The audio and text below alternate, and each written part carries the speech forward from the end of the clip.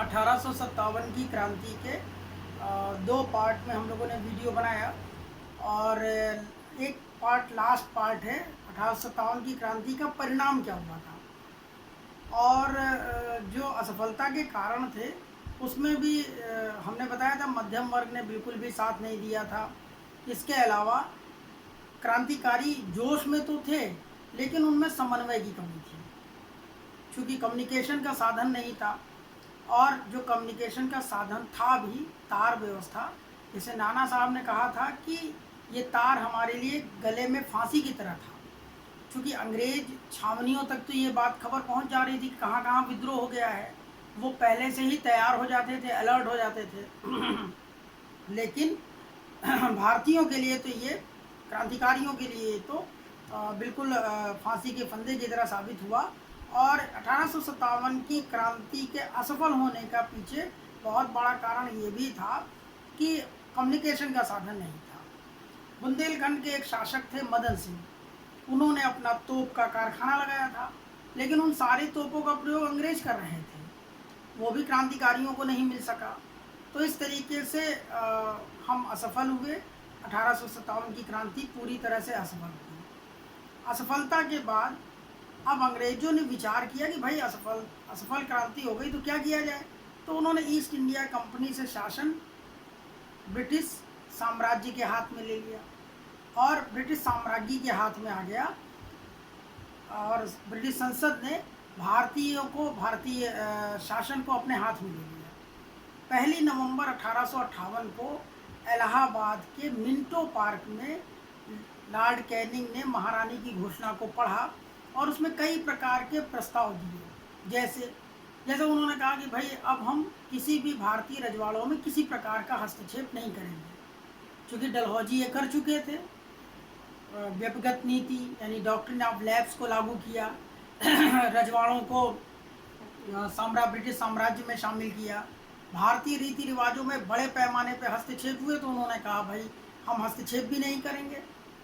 सरकारी नौकरियों में उन्होंने कहा कि भाई ऐसा है कि हम किसी प्रकार का भेदभाव नहीं करेंगे। ये सारे उनके प्रस्ताव थे। इसका परिणाम ये रहा। उसके पीछे कारण यह था कि किसी तरीके से भारतीय जो बचे खुचे रजवाड़े हैं उनको जो है कि संतुष्ट किया जाए। आगे इन्होंने कई प्रकार के बदलाव किए। जैसे भारतीय और यूरोपीय सेनाओं का जो अनुपात था वो 5:1 था, यानी 5 भारतीय सैनिक और 1 यूरोपीय सैनिक होता था। अब इन्होंने कहा कि नहीं, दो भारतीय सैनिक और 1 यूरोपीय सैनिक होगा। 1857 की क्रांति में बहुत बड़ी भूमिका थी अवध के सैनिकों की और बंगाल के सैनिकों की। अब इन्होंने अवध के सैनिकों को, अवध के 75,000 सैनिक थे, तो इन्होंने कहा कि भाई अवध के सैनिक और बंगाल के सैनिकों की जगह हम गोरखा और सिखों का प्रतिशत बढ़ाएंगे, क्योंकि उन्होंने 1857 की क्रांति को दबाने में एक बहुत महत्वपूर्ण भूमिका अदा की थी। इसके अलावा एक भारत सचिव का पद क्रिएट किया गया। वो ब्रिटेन के मंत्रिमंडल का सदस्य होता था और उसकी सहायता के लिए 15 सदस्यों की एक परिषद बनाई गई, जिसमें 8 ब्रिटिश सम्राट द्वारा नियुक्त होते थे और शेष 7 जो थे वो बोर्ड ऑफ डायरेक्टर्स द्वारा नियुक्त होते थे। इस तरीके से 15 सदस्यों की परिषद भारत का शासन चलाने लगी। गवर्नर जनरल का जो पद होता था वो ईस्ट इंडिया कंपनी के प्रतिनिधि के रूप में होता था। अब गवर्नर जनरल के स्थान पर वायसराय का पद होने लगा। वायसराय जो होता था वो महारानी के प्रतिनिधि के रूप में भारत में शासन करता था। और ये जो पहला वायसराय लॉर्ड कैनिंग हुए, तो इस तरीके से वायसराय का नया पद आ गया और भारत की वायसराय जो था वो ब्रिटेन की महारानी या ब्रिटिश संसद के प्रति उत्तरदायी हो गया। इस तरीके से भारत का शासन पूरी तरीके से ब्रिटिश सत्ता के हाथ में आ गया। और ईस्ट इंडिया कंपनी के शासन के दौरान कई एक्ट लागू हुए थे, जैसे 1773 का रेगुलेटिंग एक्ट, 1784 का पिट्स इंडिया एक्ट, इसके बाद 1813 का चार्टर एक्ट, 1833 का चार्टर एक्ट और 1853 का चार्टर एक्ट। ये सारे एक्ट जो थे वो ईस्ट इंडिया कंपनी के द्वारा लाए गए थे और जिनके माध्यम से ईस्ट इंडिया कंपनी हमारे ऊपर शासन कर रही थी। 1858 का भारत सरकार अधिनियम जब आया तो वो ब्रिटिश संसद द्वारा लाया गया था और इस अधिनियम के द्वारा ईस्ट इंडिया कंपनी से शासन या सत्ता ब्रिटेन की महारानी के हाथों में आ गई। इसके अलावा देखिए 1853 का जब एक्ट आया था, चूँकि यहाँ से बहुत सारी रिपोर्ट्स जाती थी तो उन लोगों ने शंका जाहिर की थी कि भारत में एक बड़ा विद्रोह होने की संभावना है। तो 1853 के एक्ट में कहा गया कि कभी भी ब्रिटेन की सरकार ईस्ट इंडिया कंपनी से शासन को अपने हाथों में ले सकती है और वही हुआ।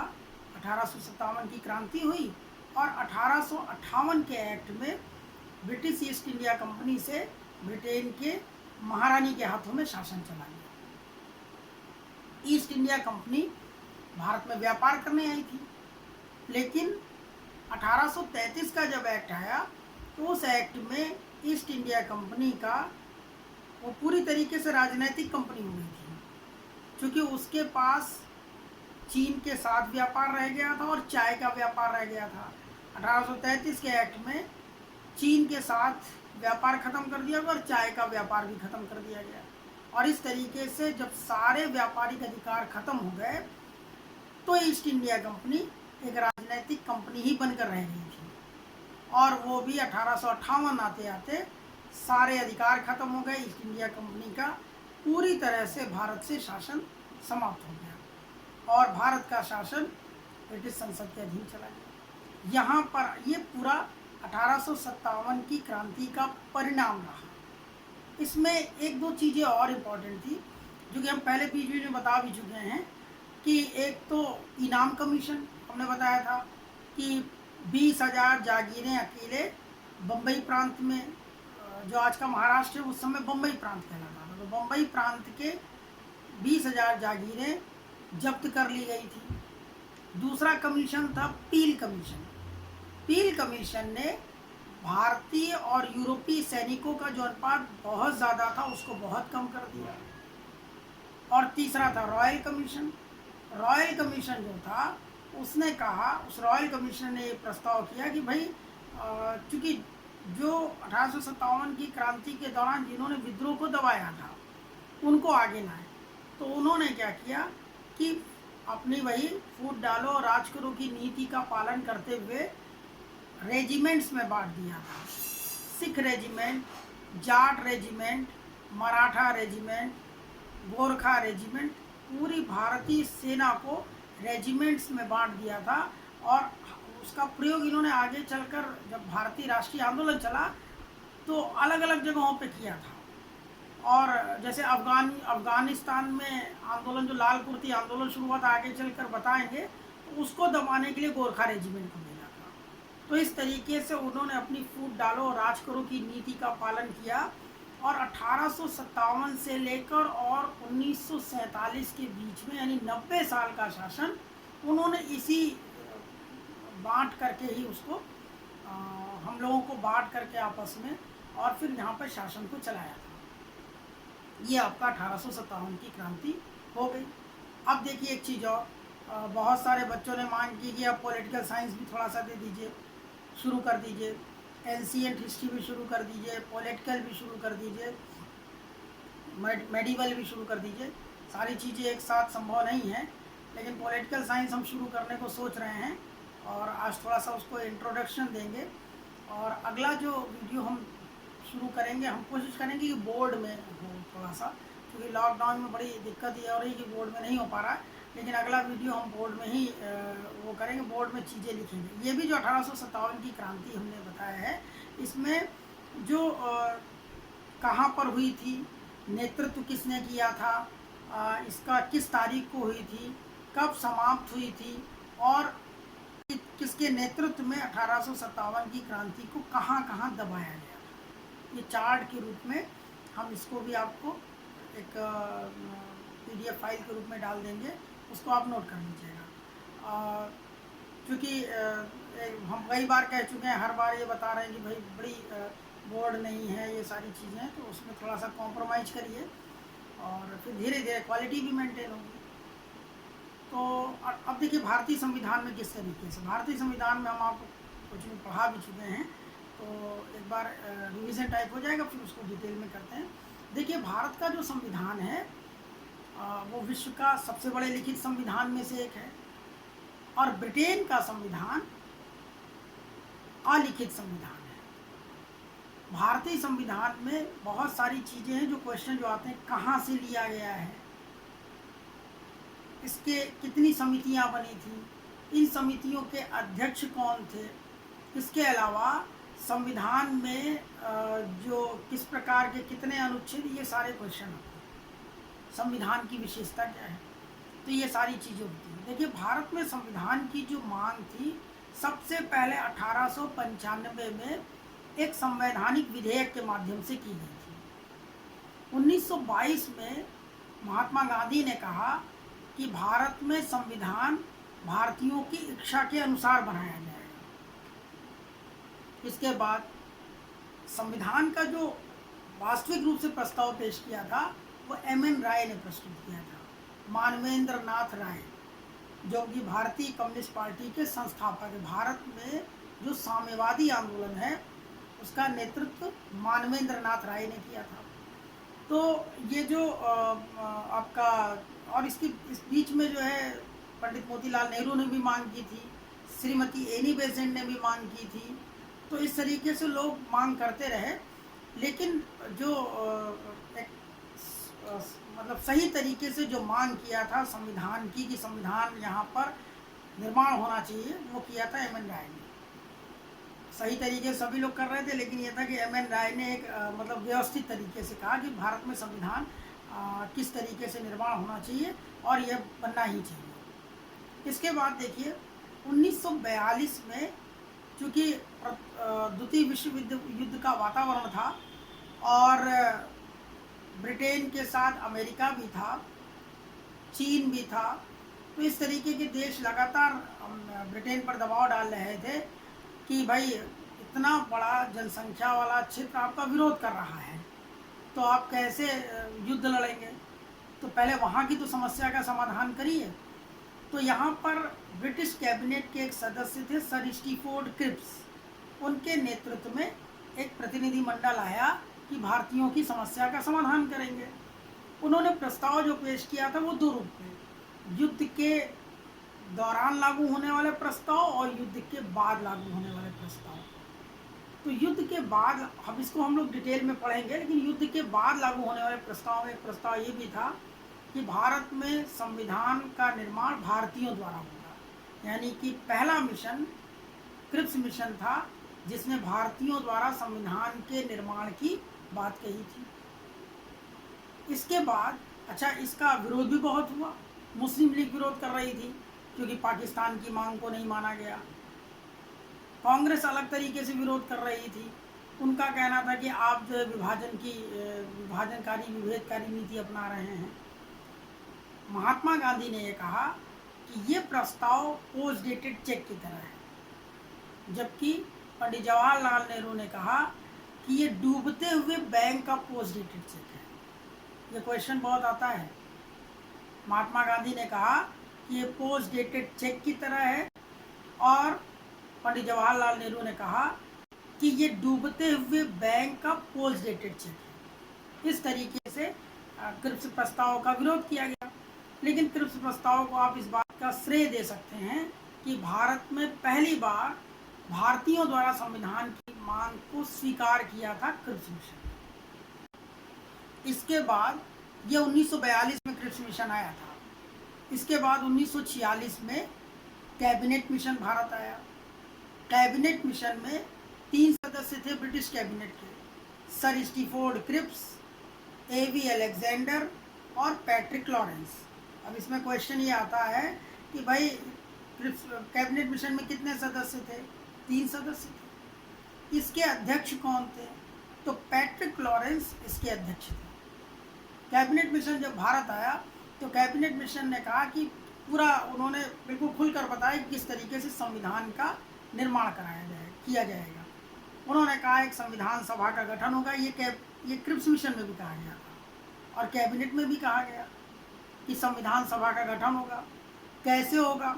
तो इसके लिए प्रांतीय विधान परिषद का जो चुनाव होगा वो संविधान सभा का चुनाव करेंगे, यानी अप्रत्यक्ष निर्वाचन प्रणाली द्वारा संविधान सभा का गठन होगा और प्रत्येक 10 लाख की जनसंख्या पर एक सदस्य चुना जाएगा। तो इस तरीके से संविधान सभा का चुनाव की बात कही गई। ठीक है, संविधान सभा में कुल 389 सदस्य होंगे, 389 सदस्य, जिसमें 292 ब्रिटिश रियासतों के प्रतिनिधि होंगे, 93 देशी रियासतों के प्रतिनिधि होंगे और 4 ब्रिटिश कमिश्नरी क्षेत्र के प्रतिनिधि होंगे। फिर से नोट कर लीजिए, 389 कुल सदस्य होंगे, 292 ब्रिटिश रियासतों के प्रतिनिधि होंगे, 93 देशी रियासतों के प्रतिनिधि होंगे और 4 ब्रिटिश कमिश्नरी क्षेत्र के प्रतिनिधि होंगे। और इस तरीके से संविधान सभा में सदस्यों की संख्या निर्धारित कर दी गई। संविधान सभा का चुनाव हुआ।